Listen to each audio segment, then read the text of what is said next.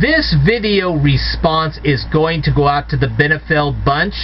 And do you guys remember me? I hope you do, because I actually did a video response to you guys a while back.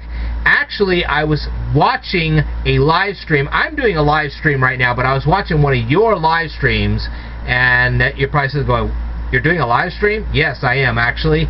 And that's why I'm turning my head back and forth, because I'm doing the live stream and doing this video at the same time. That's why. But anyway, you guys were doing a live stream a while back, and you were asking lots of Disney questions. And I was trying to answer them, and I got a few of them right, and not all of them did I get right.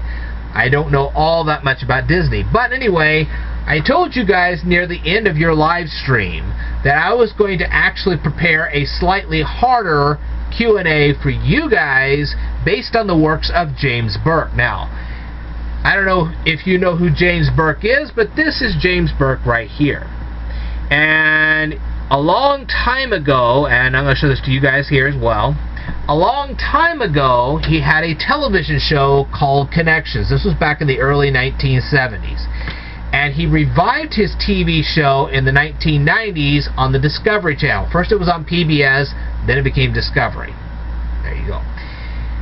Anyway, it's been a long time since I've actually seen the TV show, but I actually own 2 of his books.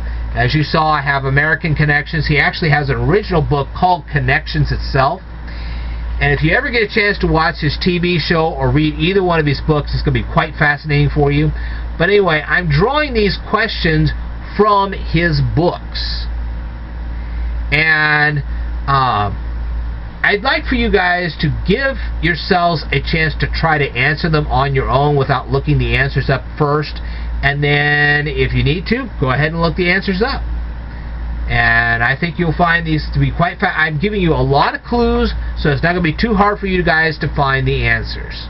I'm actually going to keep my paperwork so that if you decide to answer me back, which I'd love to see you do, then you can answer me back and, well, so on and so forth.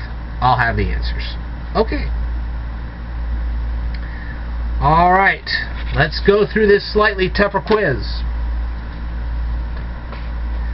Alfred Wegener discovered the continental drift in 1912. He traveled to Iceland to study something that helps move storms across the surface of the earth. What was he studying? Alright, now Alfred Wegener, or Wegener as his name was actually pronounced, Alfred Wegener, although it starts with a W, also studied something that many people claim to see in deserts. Okay? Now, he was studying something in Iceland that a lot of people claim to see in deserts. What was it that he was studying in Iceland? Okay? Now, Nicolaus Copernicus published a book called On the Revolutions of the Heavenly Spheres. Then one of his associates secretly switched out he had a preface, okay, in the book. Nicolaus Copernicus had a preface.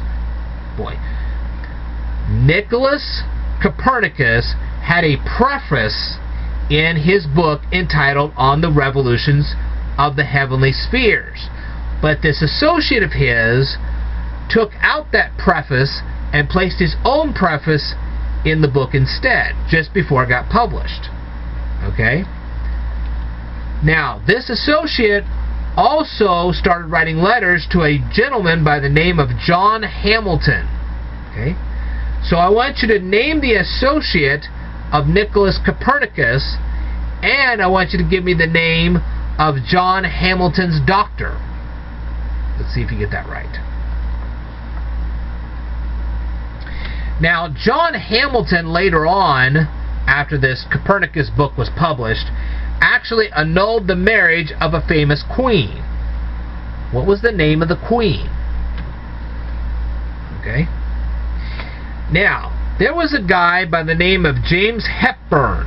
He was the 4th Earl of Bothwell, and he actually got the nickname of Bothwell. he tried to assist the queen that I asked you to name a minute ago. He eventually found himself in a castle known as Malmöhus Castle. I believe that's how the name's pronounced. It's a castle in Sweden. Okay? And at the time, it was a jail. If you look due north from the Malmöhus Castle, you will see yet another castle. The name of that castle is the Knutstorp Castle. Okay? And if you need references to both of those, I'll be more than happy to give them to you. A famous astronomer lived in the Knutstorp Castle. Name the famous astronomer that lived there. Now, again, talking about this astronomer, what part of the astronomer's body did he lose in a sword duel, and he had a metal replacement made of the part he lost? What part did he lose? Okay. Now, again, this famous astronomer had a student who would achieve his own fame. His name was Wilhelm Jason Blau.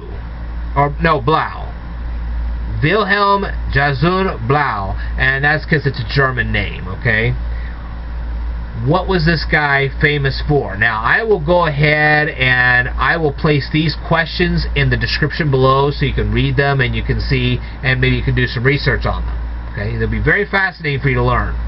But anyway, I'm going to keep these answers and I'm going to see if you can answer them. Now, like I said, you can try to answer them on your own first, but then if you need to, you can go ahead and just give me the answers.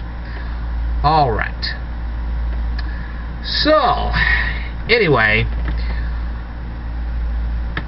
feel free to leave the answers to any and all the questions I just asked you down here in the comments below. And if you happen not to be the Benefeld Bunch and you're watching this video right now, feel free to go over to the Benefeld Bunch's YouTube channel, watch their videos, rate their videos, comment on their videos, subscribe to their channel if you'd like, and more importantly, tell them that the Speed Learner sent you. Alright, I will tell you more in a future video, so I'd like for you to stay tuned.